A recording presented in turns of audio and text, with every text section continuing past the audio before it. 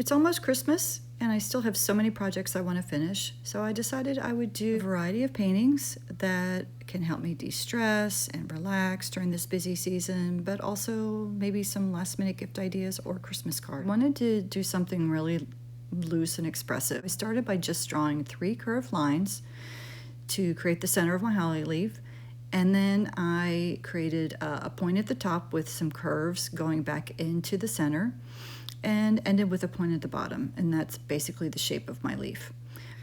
Once I did the outline, I just came in and I filled in a little bit with the same color green paint. I didn't totally fill in all the white area. I left a little bit of white, and I just started adding some darker areas to my original paint. And because my paint is wet underneath, the color is sort of bleeding out a little bit, it's moving around, and I'm just going back over and just reshaping and adding some edges to the outside of my holly leaves. I did come in with some red paint, and I really loosely drew some circles and filled them in a little bit for the berries, but left some white space.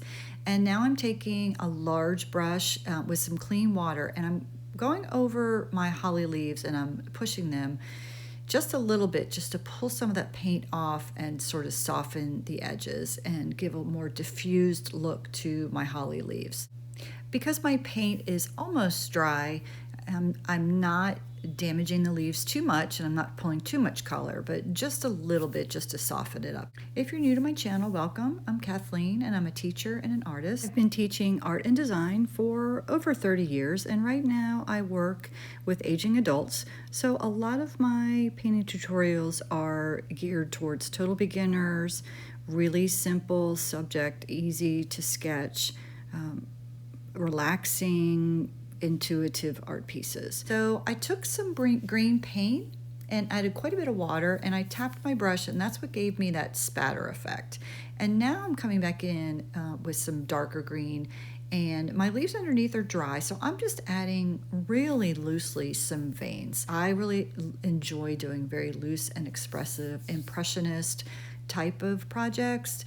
I do add detail, but I prefer to call my style of painting, it's my messy style of painting, and the messier the better for me. If you notice, I work really quickly, because by deliberately working quickly and trying to be imperfect, then I don't have to worry so much about, well, this is supposed to look this way. And I'm not interested in photorealism. If I wanted something that looked exactly like some holly leaves and berries, I could go online and find a photo and print them out. This is my creative process, and if you're intimidated by watercolor, don't be. My best advice is to just get some, whatever you can afford, and just get started and follow along with me and do the best you can.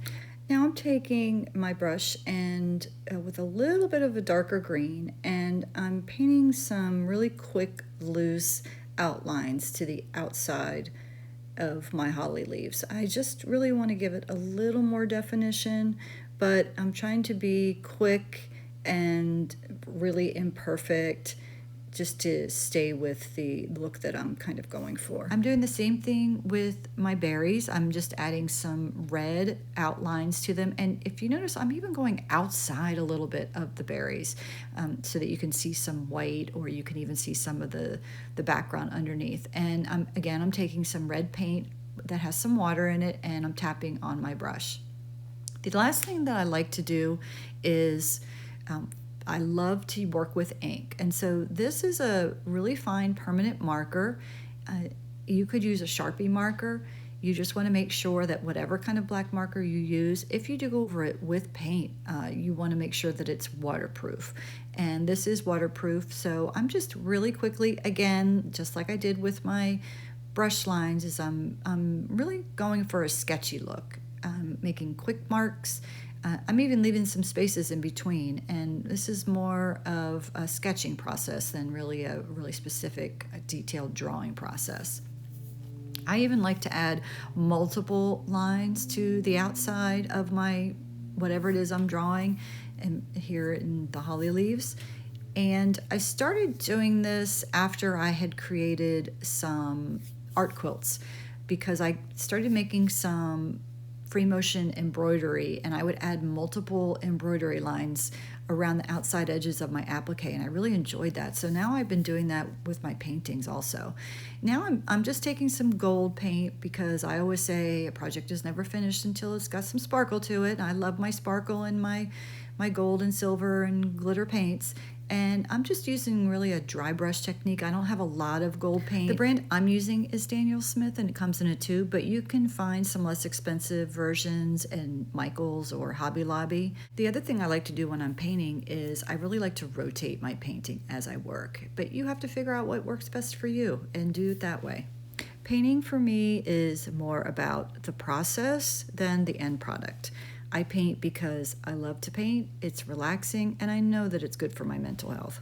After I added my ink and my gold paint, I wanted to add a little more depth to my painting, so I just took some darker green and just went over in some different areas using a dry brush technique, adding some dark green at the base, adding some more veins, and just trying to build up the depth a little bit. I hope that you enjoyed this painting tutorial and you'll try it for yourself. Thank you so much for watching. Please like this video and subscribe to my channel for more beginner painting tutorials.